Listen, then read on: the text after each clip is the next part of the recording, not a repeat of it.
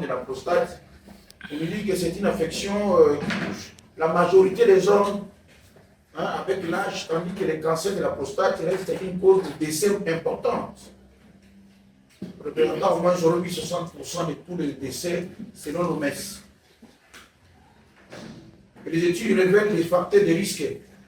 Quels sont les facteurs de risque? Je suis toujours à l'introduction et je suis en train de parler des problèmes de la prostate en cours de vie santé publique. Alors, l'on dit que les études révèlent les facteurs de risque comme une alimentation riche en graisse animale. Ça peut être aussi une des causes. Les antécédents familiaux.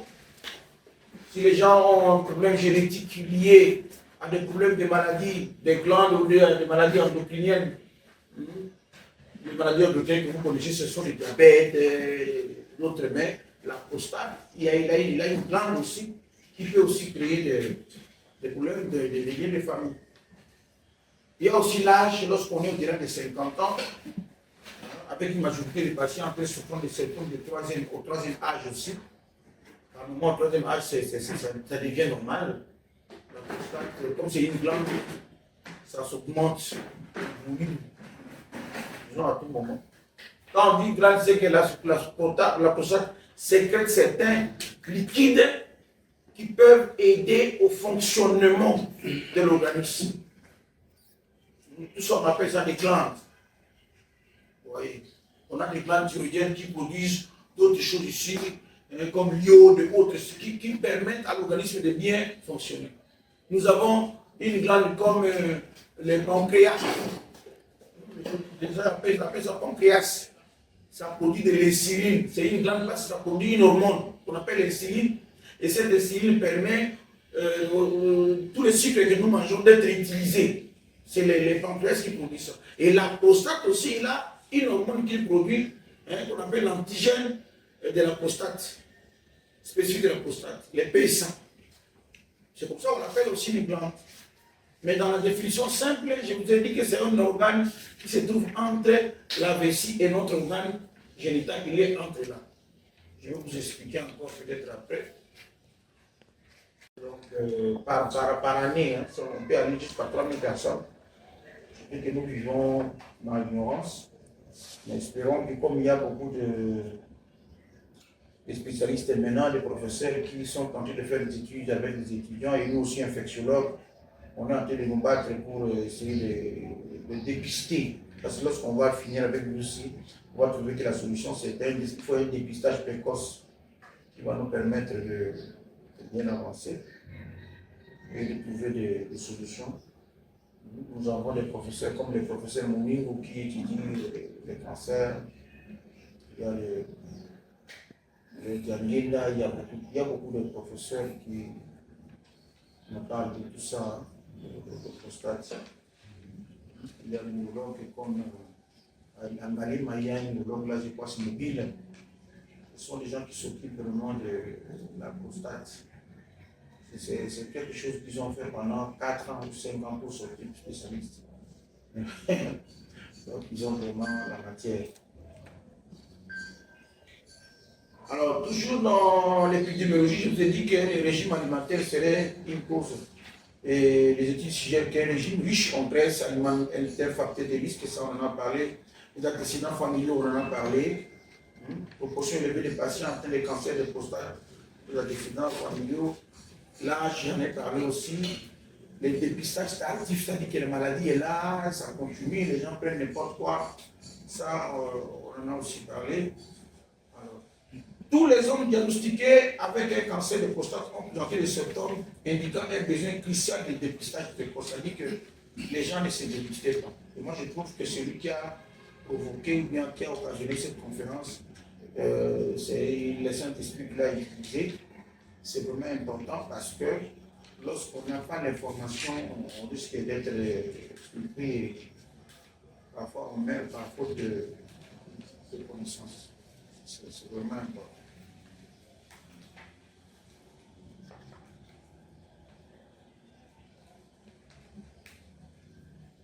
Alors, je disais que la prostate prostate, c'est vraiment une glande qui se trouve entre la vessie. Bon, toi, tu es médecin. Non, tu es médecin, voilà. Ne prépare pas parce que tu es à côté des spécialistes. Quand je te dis tu es médecin,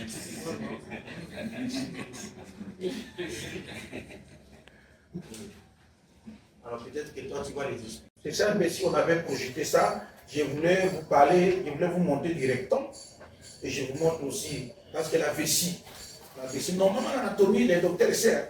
L'anatomie, on le fait comme vous êtes là. Si on veut commencer à vous dire que l'anatomie, c'est pas non. Vous devez savoir l'anatomie comme vous êtes là. Vous voyez, vous savez que non, quand je pars uriner, je le bénis. Mais ici, tout le monde, lorsqu'il sent les urines, il y a la vessie, tout le monde sait que la vessie est là. Hein?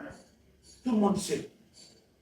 Alors, la vessie est là, il prend les urines, mais si vous entrez par la muscle, vous allez voir qu'il y a encore d'autres choses là-bas avant d'arriver au niveau de la muscle. Et puis, il y a les testicules. Les testicules, vous connaissez. Mon mal. Oui. Et les testicules aussi produisent aussi les spermatozoïdes et reçoivent aussi une grande partie des spermes. Il y a des éléments il y a des canaux qui viennent des testicules, qui viennent aussi de la vessie, mais tous viennent se greffer sur l'urètre. L'urètre, c'est le canal là qui fait éliminer quoi? Les urines. Et même les spermes. Vous voyez. C'est comme ça que lorsqu'on a une infection au niveau des testicules, même au niveau de la prostate, par moment, on peut avoir aussi une infection urinaire parce que c'est le même canal. Et lorsque la prostate, parce que la prostate est là, l'urètre est là, la prostate couvre ça et laisse l'urètre comme libre. Mais lorsque la prostate commence à prendre du volume, il commence à coincer l'urètre. Et l'urine devient difficile. Ou bien à tout moment, l'organisme dit non, je vais aller uriner, je vais aller uriner. Pourquoi? Les gens comprennent, ça me dit, qu'est-ce que ça a tout ça? Parce qu'il y a une hypertrophie, peut-être bénigne de la prostate. Ce n'est pas encore une hypertrophie maligne, mais bénigne de la prostate. Et une infection aussi peut créer une inflammation. Une inflammation, ça dit que l'organe se gonfle un peu et ça commence à faire un peu mal. Ça peut coincer aussi l'urètre et on a des problèmes. C'est comme ça que lorsqu'on fait les rapports sexuels, on peut avoir les urines, mais lorsque les spermatozoïdes vient avant, il laisse les urines, lui il passe. C'est presque la même voie. Et lorsque vous terminez les rapports sexuels, c'est comme ça que vous allez uriner. C'est-à-dire que c'est l'organisme qui organise toutes ces choses-là. Voilà un peu. Mais jusqu'à là, je ne suis pas encore convaincu que vous avez la situation anatomique de la prostate. Est-ce que nous sommes convaincus qu'ils ont maintenant la situation anatomique de la prostate? Parce que le docteur, s'il n'est pas spécialiste encore, lui et le médecin qu'on le opère partout. Donc, il peut opérer testicules où ils font les interventions des hernies et tout ça. Il y a des moments où ils bloquent les canaux. Canal déférent et que peut y les canaux allez, docteur, on a bloqué un avion, il y a un dossier à l'hernie. Alors, c'est comme ça que beaucoup de choses, il faut vraiment avoir l'anatomie. Bon, voilà, je vais sauter beaucoup de choses.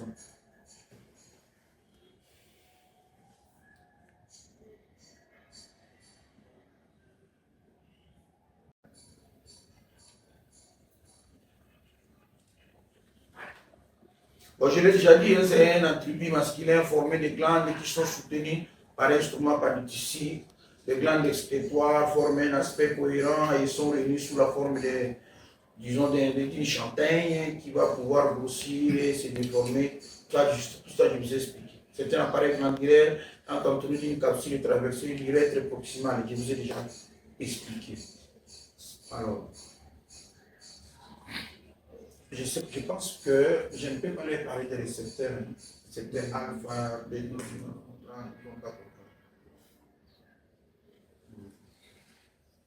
J'ai expliqué aussi le canal déférent, le canal de l'appareil génital chez lesquels on distingue chacun des deux conduits génitaux mâles. Donc, ce sont des canaux qui amènent tout vers l'urètre. L'urètre, c'est ça la principale voie. Vous allez commencer comme ça, vous allez quelqu'un, non, il a fait 3 jours, 4 jours, il n'urine pas, c'est peut-être la prostate qui a fait ça. Et il a des urines, ça ne sort pas. On est obligé de ressortir les urines par la voie haute. Au lieu qu'on laisse ça se sortir comme ça, par l'urètre, il faut une sonde. On peut mettre une sonde ou bien on met vraiment, on prend une aiguille, on pique au niveau de la vessie et on retire les urines. Mais l'urologue ne va pas accepter cela, lui les spécialistes ne peuvent pas accepter.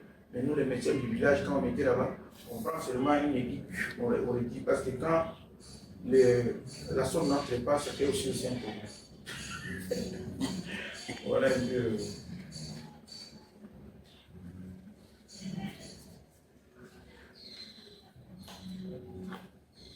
Alors, si on peut parler un peu de la physiologie ou bien directement en associé avec la physiopathologie de la prostate, je disais que c'est une glande du système reproducteur masculin qui joue un rôle essentiel dans la production de liquide séminal. Je dis que le liquide séminal, c'est le liquide spermatique. Donc, une partie de liquide spermatique passe dans la prostate, un composant du sperme. C'est le liquide riche en enzymes, protéines et minéraux, nourrit et protège les spermatozoïdes. Donc, si la prostate n'est pas bonne, les spermatozoïdes aussi n'est pas bien nourri. Parce que beaucoup d'enzymes, beaucoup de choses proviennent de la prostate. Il contribue aussi à leur mobilité et à leur viabilité. Donc, c'est pour que vraiment les spermatozoïdes soient mobiles, tout ça. Les enzymes proviennent de la prostate. Là, nous parlons déjà de du fonctionnement qu'on appelle la physiologie.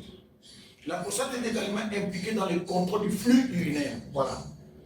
Lorsqu'il y a beaucoup d'urine, la vessie dit en tout cas, je suis vraiment très très chargé.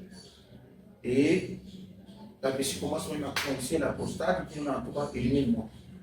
Et tandis que sous la vessie et entourant l'urètre, ça je vous ai dit. Donc la prostate est sous la vessie, c'est ça. Et sous la vessie et il entoure l'urètre. L'urètre, c'est Wani et le Wani. L'urètre, c'est tout pas seulement chez l'homme. Même chez la femme. Même chez la femme, il y a aussi l'urètre. Ils n'ont pas de prostate. Ils n'ont pas de prostate. Mais ils ont quand même l'urètre. C'est-à-dire les canaux urinaires là. C'est ce qui permet à ce que. Mais nous, parce qu'on a la prostate, parce que nous devons produire les spermes et les autres. Donc lui, la prostate là, il entoure l'urètre. C'est une glande qui entoure. Donc lorsqu'il fait tous ces mouvements, ça entame aussi l'urètre. Donc production de liquide séminal, ça j'en ai parlé. Production et nutrition des spermatozoïdes. C'est liquide prostatique contient les substances essentielles pour la survie de la mobilité des spermatozoïdes, j'en ai parlé. Contrôle du flux urinaire, j'en ai parlé, en tout l'urètre et sa musculature lisse participe au contrôle de la nutrition. Donc si quelqu'un n'a pas un bon fonctionnement de la prostate, il ne sait pas bien retenir les urines. Voilà. Il fait des rétentions. Il peut faire aussi ce que nous appelons la pollacurie, c'est-à-dire envie d'uriner à tout moment, mais avec des petites quantités. Vous urinez comme ça, et puis même si vous allez uriner, même quand j'étais rentré là-bas, comment on va vous sentir. En fait, c'est comme si, quand vous urinez, vous êtes vraiment libéré. Mais une personne peut uriner calmement sans problème. Il sort sans problème. Si vous retenez seulement un peu, ça sort déjà. Parce que déjà la prostate a posé une partie. Et une autre partie reste, peut-être à maman, la valve reste vide et ça élimine quelques urines sans votre consentement. Parce qu'il y a des sphincters qui ont des problèmes maintenant. Bon, lié à l'âge, j'en ai parlé, je vais passer beaucoup de choses. Alors, au fur et à mesure que la lumière de l'urètre prostatique diminue, ça c'est la physiopathologie, hein. J'en ai déjà parlé, diminue et s'allonge. Donc, lorsque ça diminue, le flux urinaire diminue progressivement. Oui. Donc il faut éviter que la prostate prenne trop de poids. Peut-être je vais expliquer le poids de la prostate, c'est quoi quand j'expliquais l'anatomie. Quand on est jeune, à moins de 30 ans, 40 ans, la prostate pèse au moins 20 à 25 grammes. Il y a des gens qui estiment ça en millilitres. On peut prendre 20 cc jusqu'à 40 cc. Mais à un moment, lorsque vous prenez de l'âge, au-delà de 50 à 65 ans, la prostate commence aussi à augmenter un peu le volume, normalement. Mais ça peut créer des problèmes aussi. Alors là, l'augmentation de la pression des versions vésicales lors de la miction et la distension de la paroi vésicale peuvent évoluer plutôt vers une hypertrophie de la prostate. Donc quand vous urinez difficilement, parce que la voie urinaire devient un peu resserrée à cause des infections, à cause de beaucoup de choses, à cause de l'hypertrophie de la prostate, ça crée des problèmes. Alors, l'évacuation incomplète de la vessie entraîne une stase, parce que vous n'évoquez pas la vessie complètement. C'est comme ça que beaucoup de choses que Dieu a créées, c'est vous voyez, les rectums est aussi derrière la prostate. Quand vous avez trop de constipation aussi, ça peut bloquer même aussi la vessie, ça bloque même la prostate. C'est comme ça que quand vous avez, par un moment, vous faites l'essai, vous voyez que vous êtes libéré, vous voyez qu'il y avait les urines qui étaient cachées, ça commence à sortir, soit même, et puis vous êtes calme. Donc, et puis on dit favorise la formation des calculs et l'infection lorsque la prostate n'élimine pas bien, les urines laissent de saleté, de quoi qui reste là-bas, ça favorise les infections, ça peut favoriser aussi même du pus au niveau de la prostate qu'on appelle l'abcès prostatique, des choses comme ça, et ça vous crée ce qu'on appelle une prostatite. Ça va vraiment. L'obstruction urinaire prolongée, même si elle est incomplète, peut être à l'origine d'une hydronéphrose et retentir sur la fonction rénale. Vous voyez, à la fin, ça peut créer même des problèmes au niveau des reins. Parce que les urines passent par les reins. Disent non, moi je vais éliminer, moi je vais. La vessie dit non, tu n'élimines pas. Vous voyez, et ça devient vraiment des problèmes. Alors, les symptômes de base, pour savoir qu'on a un problème d'une prostatite, je pense que j'en ai expliqué, surtout pour une hypertrophie ténique. Comme hypertrophie, ça dit que l'appareil qu'on a, ou bien l'organe qu'on a, ça augmente un peu de volume, hypertrophie. Hypertrophie, c'est qu'il y a une diminution du volume, que ça ne fonctionne plus. Alors, je parlais d'une polyurie, je pense que ce sont des choses qui arrivent souvent pour quelqu'un en urinatomie. Mais on peut avoir aussi une polyurie, mais ça chez les diabétiques. Ou bien chez quelqu'un qui a pris beaucoup d'eau. Polyurie, ça dit que vous avez envie d'uriner aussi à tout moment, mais vous urinez beaucoup. Ça, c'est une polyurie. Mais la fréquence d'urine envie à tout moment, mais avec des très petites quantités. Là, c'est une polyurie. Alors, on peut voir aussi une necturie, comme je vais l'expliquer. Donc, il y a une difficulté d'uriner, surtout la nuit. Et il y a la retenue mictionnelle. Vous sentez comme si j'ai uriné, mais il y a toujours quelque chose qui reste. Ce qui n'est pas bon. Et puis il y a intermittence, vous urinez, quelques minutes après, ça vient encore, vous allez, vous églissez qu'il y avait quelque chose qui bloquait. Tout ça, ce sont des symptômes que nous devons savoir. Alors, ça sont des symptômes d'élimination pour éliminer les urines. Et il y a aussi des symptômes concernant disons, quand on garde les urines, on soit le stockage des urines. Donc, on a aussi une polyurie, on a aussi une incontinence urinaire. On ne sait pas garder les urines. Tout ça. On a une gentille, c'est-à-dire tout le moment, on doit faire des gens. Si on traîne un peu, on dit pas d'aller bien, on a pas d'aller, mais on pour le short, on met, on a bien, on a pas d'aller, et bébé n'a pas d'aller. C'est-à-dire que la personne a traîné un peu. C'est ça que vous voyez, les dames ne veulent pas prendre beaucoup d'eau. Mais nous, on ne prenne pas de l'eau. Mais s'il y a un problème, déjà des infections, des choses, ça peut créer des choses comme ça. Alors, les symptômes de la miction, on dit qu'on prenne des diètes faibles. Votre urine n'a pas de pression.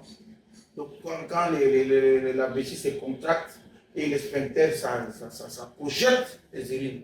Mais pour toi, il faut de force.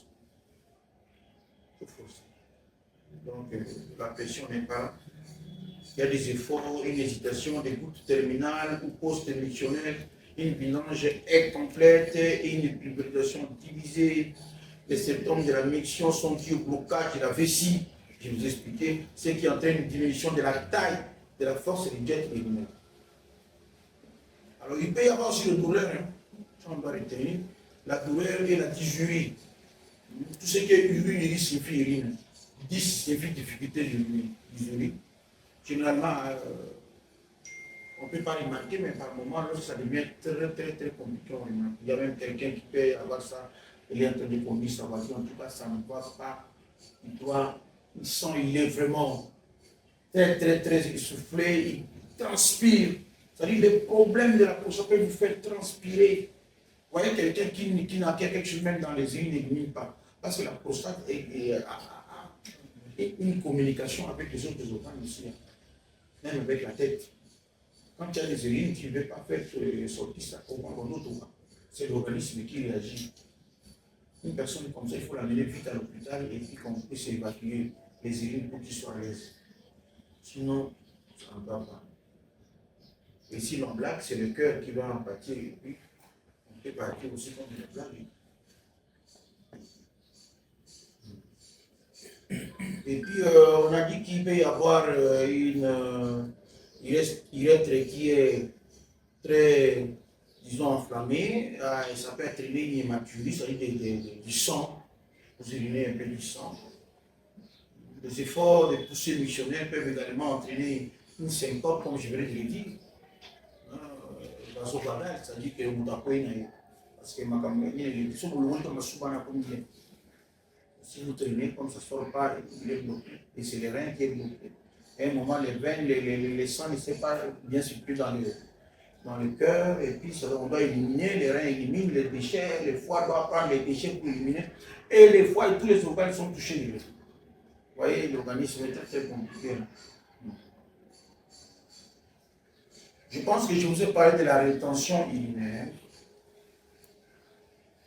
Chez certains patients, le trouble peut se manifester initialement par une rétention aiguë d'urine, brutale avec un gène abdominal, une gène plutôt abdominale, et distension de la vessie. La rétention aiguë d'urine peut être déclenchée par une des causes suivantes. Qu'est-ce qui peut faire qu'on puisse avoir des rétentions? On dit tentative prolongée de retarder la miction. Vous voulez aller éliminer, vous dites non, je vais attendre. Parce que nous avons une conférence, on peut parler que j'ai tenu d'avoir la conférence. Comme moi, je suis venu là, j'avais mes urines là. J'ai dit non, j'attends un peu. Quand je vais terminer à faire la conférence, je vais aller m'uriner. Donc cette tentative-là peut créer des problèmes au niveau de la prostate. Et c'est ça. Et puis il y a une mobilisation, tu ne bouges pas, tu es toujours assis, tu es toujours debout, comment? Alors c'est ça aussi, ça peut créer un problème. Une exposition au froid. Voilà. On est toujours là, on ne sait pas avoir de l'eau, mais on est exposé au froid. Il faut faire attention. Les anesthésiques, les anticholinergiques, les hypnomimétiques, les opioïdes ou alcool, tout ça, ça peut créer aussi des problèmes. Quand on prend beaucoup de choses comme ça peut créer aussi des problèmes au niveau de la prostate. Infection des voies urinaires causant un gonflement de la prostate, c'est-à-dire une inflammation de la prostate. Et tout ce qui est inflammation en médecine, on dit it. C'est la prostate, on dit prostatite. Est-ce que vous connaissez encore autre une inflammation? On a mis it. Méningite, voilà, c'est l'inflammation de la méninge. Appendicite, c'est l'inflammation de l'appendice. Gastrique, c'est pour l'estomac. Voilà. Des choses comme ça, donc vous connaissez bien beaucoup de choses. Tous les hits là sont presque des gonflements des organes. et qui crée un peu de douleur. Alors, donc, lorsque vous avez des infections urinaires à répétition causant un gonflement de la prostate, vous pouvez avoir aussi des problèmes comme ça, des rétentions urinaires. En cas de distation, la vessie peut être palpée ou percutée lors de l'examen abdominal.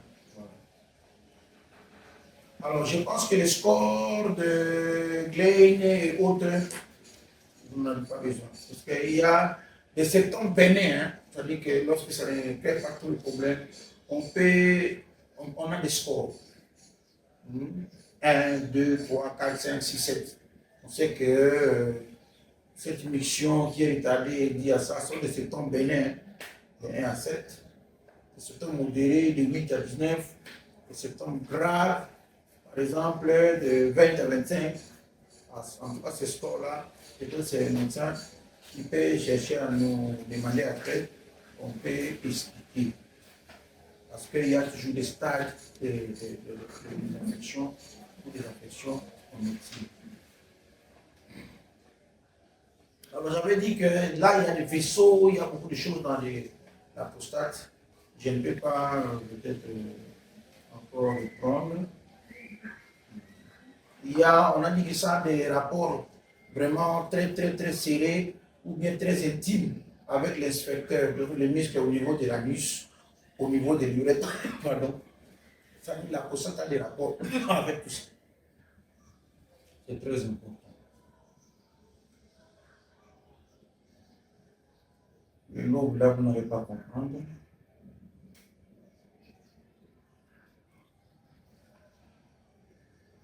Alors là, pour bien comprendre la physiologie et puis la production des spermes, on a dit que la prostate, elle est située devant les rectums.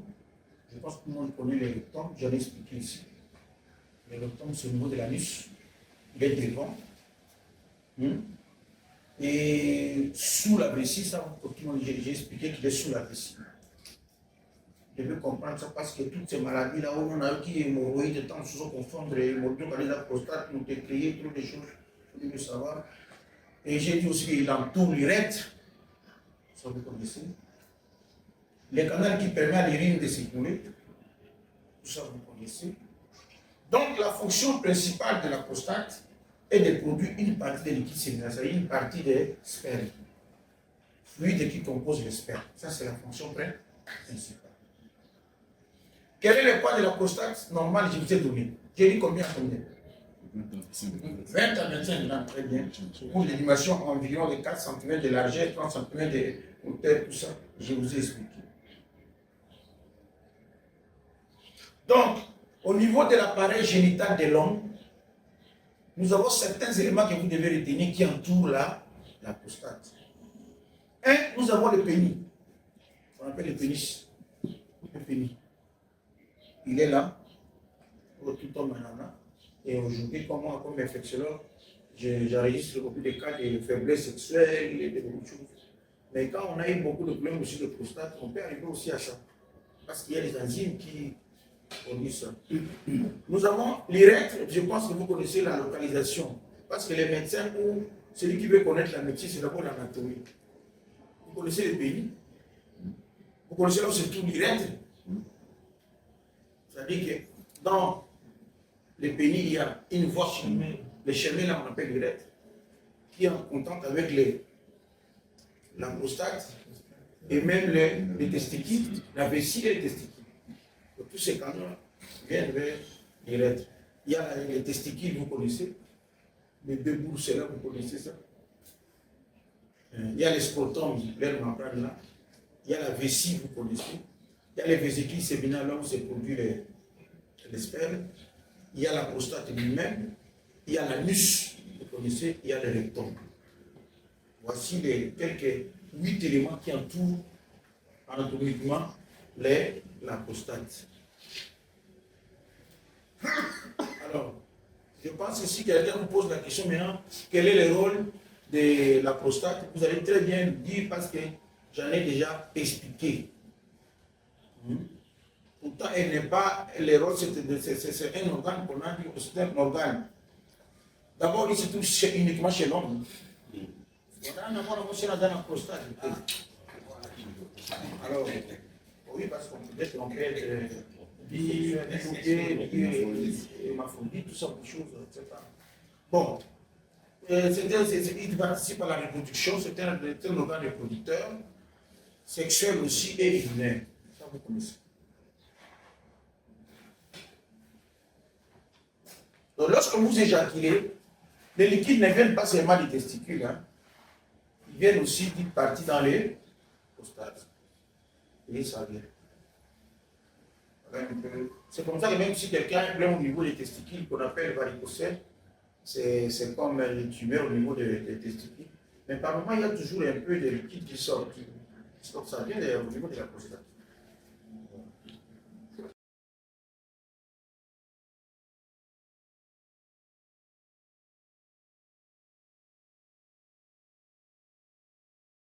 La pathologie de la prostate, je pense que j'en ai parlé.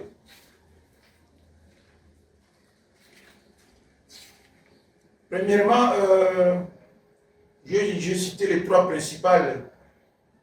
Donc, quand je parle de l'introduction, je vais parler de l'adénome. L'adénome, c'est une tumeur. Il peut y avoir une tumeur de béni, c'est-à-dire que nous, on appelle ça une tumeur bénigne de la prostate. Mais, et puis, j'avais dit encore qu'on peut avoir aussi une prostatite, c'est-à-dire une inflammation